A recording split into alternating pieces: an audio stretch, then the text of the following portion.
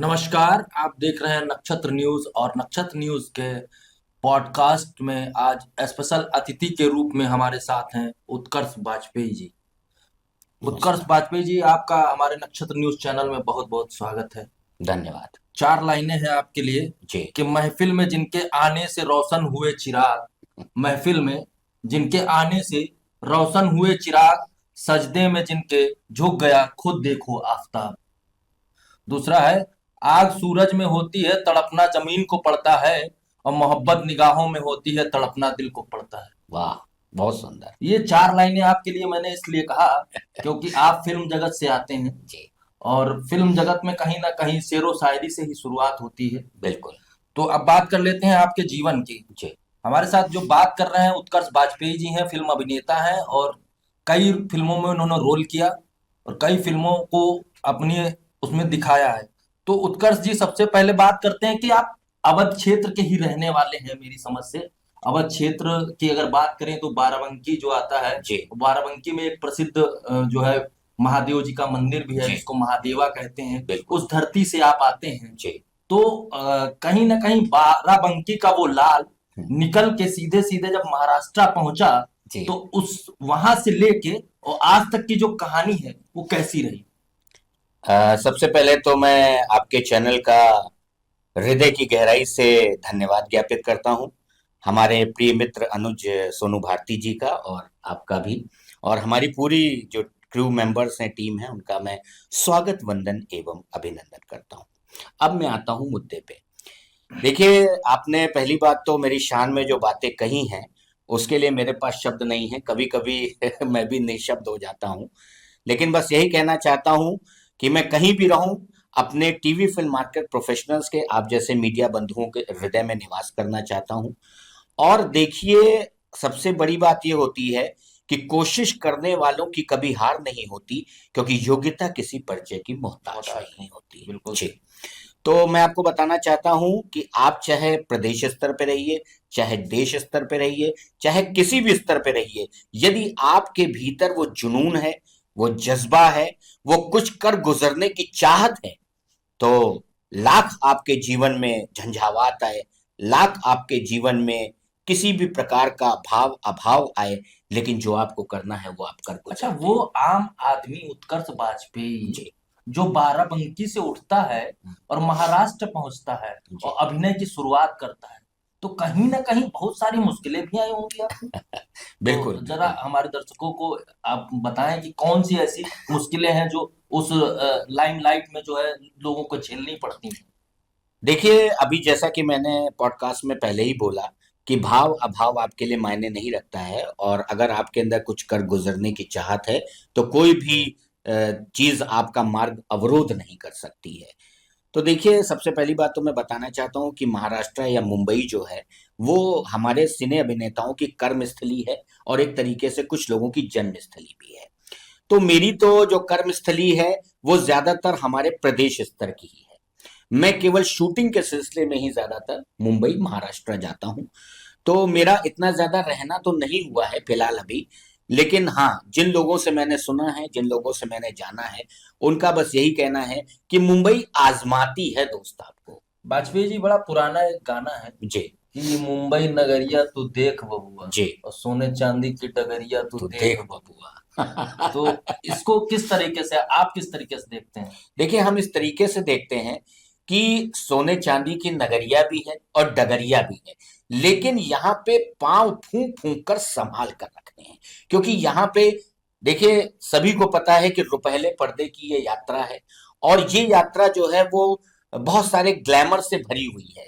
तो कुछ नए जो युवक युवतियां हैं, वो कहीं ना कहीं पथ भ्रमित हो जाते हैं, और ऐसे लोगों के चंगुल में फंस जाते हैं कि अपना समय व्यर्थ करते हैं, अपना पैसा भी गंवाते हैं, और कुल मिला के अपने जो उनका आगे बढ़ने का जज्बा होता है, वो कहीं ना कहीं नकारात्मक विचारधारा के चलते जो है वो ध्वस्त हो जाता है। तो उन लोगों के लिए आपके पॉडकास्ट के माध्यम से यह संदेश देना चाहता हूं, एक को चुनो लेकिन नेक को चुनो, है ना? तो आपको, आपके अंदर वो दक्षता होनी चाहिए, वो लोगों को पढ़ने की क्षमता होनी चाहिए कि आप देख के पहचान सको कि यार, ये मेरा समय खराब तो नहीं कर रहा, कहीं मेरा पैसा खराब तो नहीं कर रहा है। तो ये चीज जिस दिन आपके अंदर आ जाएगी, उस दिन चाहे वो मुंबई की नगरी हो, चाहे वो प्रदेश स्तर की नगरी हो, चाहे देश स्तर की नगरी हो, आप अपने कर्तव्य पथ पर किम कर्तव्य विमूढ़ होकर बढ़ते रहें। जी। तो अब आपके बात कर लेते हैं आपके कैरियर की और आपकी शुरुआत की। तो आप शुरुआत कहाँ से कब हुई? देखिए विजय मित्र, मेरी जो प्रारंभिक जो सिने जर्नी है वो आती है 2012 से। 2012 जी। से। 2012 में यहाँ पे एक सीरियल बन रहा था जिसका नाम था भटक लीना बावरे। लाइफ ओके का चैनल का वो सीरियल था, और इसमें मैं आभार व्यक्त करना चाहता हूँ उस समय के हमारे जो मित्र हैं, एक तरीके से बंधु हैं, फिल्मी गौतम जी का, जिनके माध्यम से मुझे वो एक बढ़िया प्लेटफॉर्म मिला, और उसकी वजह से फिर मेरी जर्नी आगे ही बढ़ती रही, वो रुकी नहीं। तो उसमें मेरा जो किरदार था एक तरीके से बहुत छोटा किरदार था, लेकिन फिर उसके बाद बहुत सारे हमारे टीवी सीरीज आने लगी, फिर फिल्मों की एक यात्रा का शुभारंभ हुआ। तो उस यात्रा के दौरान जो मेरी एक प्रारंभिक, अब मैं थोड़ा सा पीछे आता हूँ, जो मेरी प्रारंभिक कह सकता हूँ कि जॉब थी, जो एक मेडिकल रिप्रेजेंटेटिव से एरिया सेल्स मैनेजर की जो जर्नी थी, वो कहीं ना कहीं उस बीच में वो पहले पर्दे के चक्कर में जो है वो थोड़ी सी अस्त व्यस्त हुई। तो उसके उसको देखते हुए फिर मैंने जो है पूरी तरीके से अपना जो जीवन है वो समर्पित कर कहीं ना दिया। कहीं मुझे याद आ रहा है, एक फिल्म आपकी आई थी जो जी। Sitapur city police, of gangster. City जी ऑफ जी गैंगस्टर। जी। तो सिटी ऑफ गैंगस्टर कैसे आपको लगा कि सिटी ऑफ गैंगस्टर बनानी चाहिए, वो भी सीतापुर में? देखिए, बनाने की तो बात अगर मीडिया मित्र कहूँ तो मैंने नहीं बनाई है, वो तो मेकर ने मेकर बनाई ने है। बनाई। जी। लेकिन उसमें जो अभूतपूर्व योगदान था, जिसमें मैं कह सकता हूँ जिनकी वजह से मैं सीतापुर सिटी ऑफ गैंगस्टर का एक अभिन्न हिस्सा रहा, वो हमारे प्रिय मित्र बंधु हैं रवि सुधा चौधरी जी।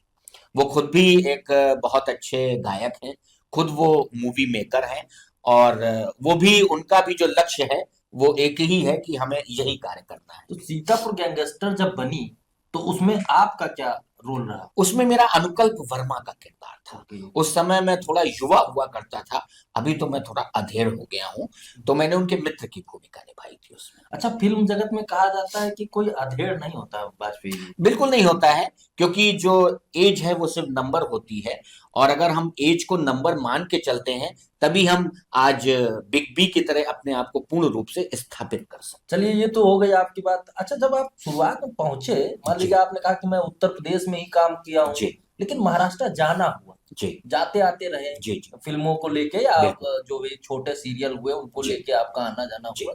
महाराष्ट्र से क्या सीख मिली?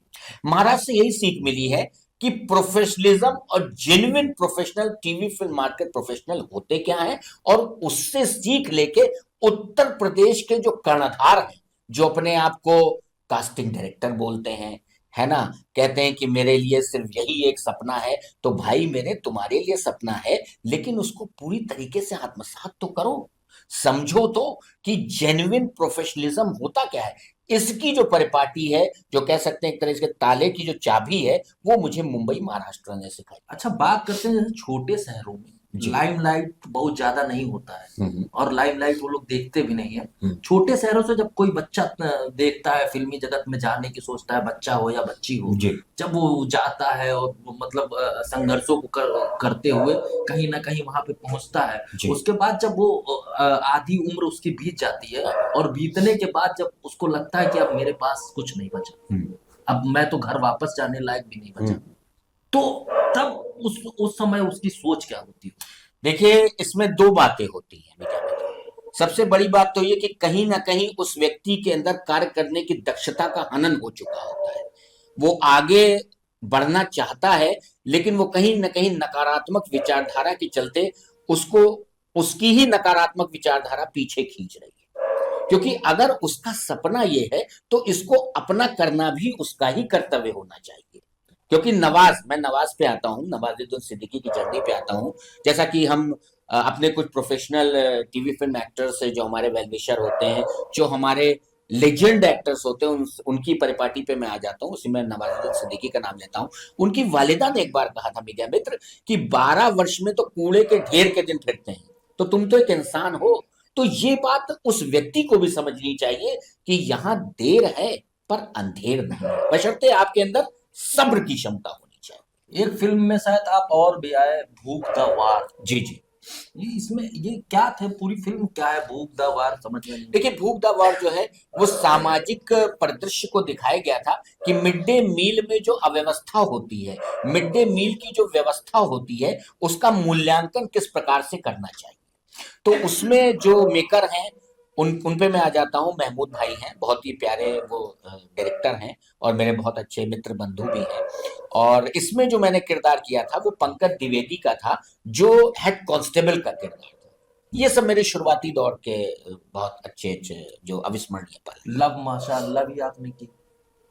जी नहीं, लव माशाअल्लाह नहीं थी, उसका नाम था लखनवी इश्क। अच्छा, लखनवी जी, लेकिन वो किसी कारणवश प्रोड्यूसर्स के चलते कह सकते हैं या फिल्मी देरी के चलते कह सकते हैं, वो फिल्म कभी रिलीज नहीं हुई। काशी टू कश्मीर?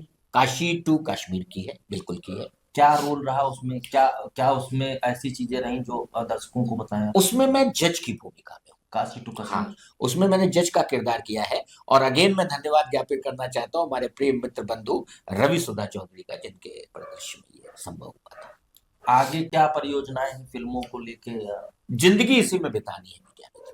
मतलब जो जीवन के शेष हैं अब वही विशेष हैं, और उन विशेष पलों को, क्षणों को देखते हुए बस अपने आप को मिट्टी का लाल पूरी तरीके से बनाए रखना है। और लोगों के दिलों में, खासकर जो genuine TV film market professional, ये बार बार मैं इसलिए कह रहा हूं क्योंकि यहाँ पे 99 और 1 की गणित चलती है, जो मेरे हिसाब से है और शायद आपके हिसाब से भी सही होगी, कि 99% यहाँ पे लोग फेक हैं। जो 1% हैं वही आज की डेट के रोहित शेट्टी सर हैं, वही आज की डेट के अनुराग कश्यप सर हैं, वही आज की डेट के जो दिग्गज जितने भी हमारे मेकर हैं। तो उनसे ये सीखना चाहिए कि उन 1% को, उस व्यक्ति को जरूर टच करना चाहिए। और इसमें 3 लोगों का विशेष योगदान रहता है। पहला, ईश्वर का आशीर्वाद। दूसरा, जनमानस का साथ, खासकर आप जैसे मीडिया बंधुओं का साथ, क्योंकि जनमानस का साथ ही जनता दर्पण और मीडिया बंधु का साथ विशेष होता है। और तीसरा जो होता है वही genuine TV film market professional, जो आपके सपनों को आयाम देते हैं, आपके सपनों को परवास देते अब हैं। आप आ जाते हैं उत्तर प्रदेश की, आप बात कर रहे हैं, और उत्तर प्रदेश के अवध क्षेत्र के बाराबंकी से आप आते हैं। जी उत्तर प्रदेश में कहीं ना कहीं फिल्म बंधु आए, बिल्कुल। तो उत्तर प्रदेश को कितना लाभ मिला, उत्तर प्रदेश के कलाकारों को? जी जैसे कि अभी मुख्यमंत्री योगी आदित्यनाथ जी ने कहा कि जो कलाकार काम करना चाहता है जी वो ऑनलाइन साइट है, वो साइट पे अपना बना ले, और जो है हमको अपना जो है जो चीजें होती हैं वो भेज दे, और हम उन कलाकारों को अपने आप सेलेक्ट कर लें। सबसे पहली बात तो मीडिया बंधु, मैं ये जानकारी मुझे नहीं है, इसके लिए मैं आपको धन्यवाद ज्ञापित करता हूं। और वो साइट मैं आपसे जरूर लूंगा, और वो खासकर जितने भी हमारे TV film market professional genuine actors या एक्ट्रेसेस हैं, उनके साथ मैं इसी पॉडकास्ट के माध्यम से उन्हें शेयर भी करूंगा। इसके लिए धन्यवाद। अब उत्तर प्रदेश के जो मुख्यमंत्री हैं उनका कहीं ना कहीं, जब से वो आए सत्ता जी में आए, उन्होंने मुख्यमंत्री पद संभाला, तो एक जेन्युइन सी बात है कि भाई हमारा जो कामकाजी व्यक्ति है वो मुंबई महाराष्ट्र जी जा रहा, धक्का खा रहा है। तो कहीं ना कहीं उत्तर प्रदेश के मुख्यमंत्री के मन में आया कि क्यों ना ऐसी फिल्में बने जो यहाँ बनाई जाए बिल्कुल। और उत्तर प्रदेश में बनाई जाए, जी और अयोध्या जैसे बना तो उस पे फिल्में बनाई जाए, और ऐसे करके उन्होंने कहा कि हम 50% उस पे सब्सिडी भी देंगे। बिल्कुल बिल्कुल। तो ये क्या? इसमें कहीं ना कहीं उत्तर प्रदेश के मुख्यमंत्री का बहुत बड़ा योगदान रहा बिल्कुल है। बिल्कुल। तो मुख्यमंत्री जी के बारे में क्या कहेंगे? देखिए, हम देश और प्रदेश के अगर गौरव की बात कहें तो देश में जो है वो मोदी है, और प्रदेश में जो है वो योगी है। तो योगी जी को किस तरह से देखते हैं? योगी जी को हम इस तरीके से देखते हैं कि वो कहने में विश्वास नहीं रखते हैं, वो करने में विश्वास रखते हैं। क्योंकि मैंने बोला ना, प्रदेश में 2 रत्न हैं, एक हैं मोदी, दूसरे हैं योगी। और जैसा कि आपने बताया कि ये एक इन्होंने पोर्टल जो चलाया है, तो मैं बिल्कुल, जैसा कि मैंने पहले कहा है, मैं इस पे विचार करूंगा और मैं इस पे जल्द से जल्द अपनी भी प्रोफाइल शेयर करूंगा। और ये बहुत अच्छा एक इस पॉडकास्ट के माध्यम से हम प्रदेश के कलाकारों को भी बताना चाहते हैं, आप मीडिया मित्र बंधु के माध्यम से, कि आप भी उस साइट पे जाएं और अपना जो भी आपका प्रोफाइल है, जेन्युइन प्रोफाइल है, वो हमारे माननीय तक पहुंचाइए। और बिल्कुल इस बात में कोई मिथ्या नहीं है कि योगी जी ने जो फिल्म बंधु की नीति है उसको सुदृढ़ बनाया है, रोजगार के सुअवसर प्रदान किए हैं, और वो ऐसे प्रदान किए हैं कि भले ही चाहे वो मुंबई के लोगों तक उतना ना पहुंचा हो, लेकिन प्रदेश के कलाकारों को बराबर रोजगार मिल रहा है। बस एक उसमें लेक्यूना है, कहते नहीं ना कहीं एक एक लूज पोल जो होता है वो छूट जाता है। वो लेक्यूना ये है कि इस पोर्टल के माध्यम से हम और हमारे जैसे कुछ जो कलाकार हैं वो उनकी साइट पे अपना प्रोफाइल शेयर करेंगे, और इसी पॉडकास्ट के बाद ही ये काम हम करते जा रहे हैं। लेकिन हम आपके पॉडकास्ट के माध्यम से ये भी प्रदेश के जो हमारे गौरव हैं, कर्णधार हैं, माननीय आदित्यनाथ योगी जी को ये बताना चाहते हैं कि महाराज जी, प्रदेश के कलाकारों को, खासकर जिनकी रोजी रोटी का जरिया सिर्फ टीवी फिल्म इंडस्ट्री का मानक है, मानदेय है, उनके लिए कुछ ना कुछ आपके तत्वावधान में होना चाहिए। आप पूरी लिस्ट निकलवाइए और पूरी प्रॉपर रैकी करवाइए कि कौन इसकी रोटी खा रहा है और कौन इसके साथ तमाम जगहों से रोटी खा रहा है। देखिए, मैं आपको बता दूं, आपका भी ये चैनल है, आपको मालूम है कि कर्म ही पूजा है, और जब कर्म ही पूजा है तो काम कोई नहीं दूजा है। तो हमारा भी काम यही है, इसीलिए कर्म ही पूजा है। इसके चलते मैं फिर से एक बार कहना चाहता हूं कि माननीय महाराज, मैं निवेदन करता हूं, विनती करता हूं, प्रार्थना करता हूं, और वाकई आज मेरे लिए बड़ा सुअवसर है। इसके लिए मैं एक बार फिर से आपको धन्यवाद ज्ञापित करता हूं कि आपके इस पॉडकास्ट के माध्यम से न जाने कितने घरों के चूल्हे जो कहीं ना कहीं बुझ गए हैं, आशाओं के चलते वो फिर से जलने प्रारंभ हो जाएंगे, और एक उचित मानदेय, जो मिनिमम एक मानदेय होता है, वो निर्धारित होगा। प्रोडक्शन की तरफ से डायरेक्ट कास्टिंग शुरू हो जाएगी उन टीवी फिल्म मार्केट प्रोफेशनल्स की जिनकी रोजी रोटी का जरिया सिर्फ और सिर्फ एक्टिंग। उत्कर्ष जी, आपको रोकूंगा यहीं पे। जी, क्योंकि हम लोग अवध क्षेत्र में बैठे हैं और अवध क्षेत्र से आते हैं, और बिल्कुल अवध की जो अवध को कहा जाता है कि राम जी का बिल्कुल। क्षेत्र है ये। तो अभी कुछ दिन पहले जो है राम जी के मंदिर में जी, धर्म ध्वजा पताका बिल्कुल फहलाई गई। बिल्कुल। तो उसको किस तरीके से देखते हैं और उस पर क्या कहेंगे? देखिए, सबसे बड़ी बात तो ये है कि श्री राम की नगरी अयोध्या ही नहीं, श्री राम की नगरी पूरा विश्व है। क्योंकि जहां राम है वहीं पे प्रेम है, वहीं पे आपसी मित्रता है, वहीं बंधुत्व है, और वो एक पराकाष्ठा को उद्घाटित करते हैं कि सभी धर्मों का मूल्यांकन केवल एकता और मैत्री होना चाहिए। ये राम राम की राम प्रतिष्ठा जी के बारे में कहा गया है, ये कलयुग में पहले से है। ही बिल्कुल लिख दिया गया था कि रामई केवल नाम आधारा, बिल्कुल। और सुमिर सुमिर नर उतराई पार। जी इसको किस तरह देखते हैं? जैसे कि अभी देखिए, राम 500 वर्षों का जो वनवास था हम लोगों जी, का, वो आप सोचिए कि 25 तारीख को खत्म हो गया। बिल्कुल बिल्कुल। 25 तारीख को खत्म हो गया, और उसमें पता नहीं कितने हमारे पूर्वजों ने अपना बलिदान ये दिया। विश्व का गौरव है, विश्व सिर्फ का देश गौरव। प्रदेश का नहीं, विश्व का गौरव।